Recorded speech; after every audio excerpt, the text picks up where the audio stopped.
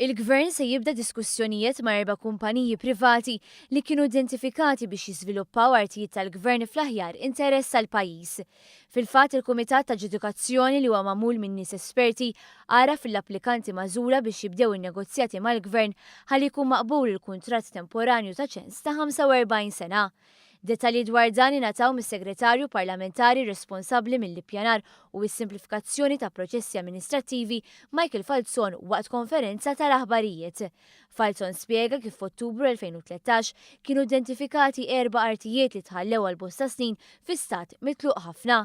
Għall-isptar isolazzjoni fl-imtarfa minħsieb li tingħata lil Malta Healthcare Caterers u tintuża bħala faċilità għal kura tal-anzjani speċjalment fil-kura tad-dimensja. Hawnhekk se jkunu investiti 7 miljun euro u se jinħolqu 62 impjieg full-time u 49 part-time. Il-Gvern se jdaħħal aktar minn 63,000 euro fis-sena f'kirja tal-art. Il-Palazz tal-Marfa se jkun qed jinbidel f'butik hotel. Hawn se jkunu investiti aktar minn 3 miljuni u 200,000 euro.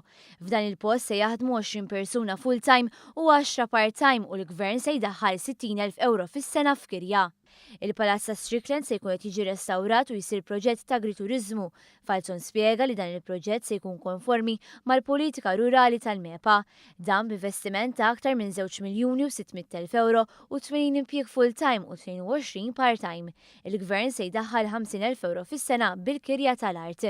Il-Besbisija se tkun restawrata wkoll biex tinbidel f'shooting range b'investiment ta' kważi 2 miljun euro.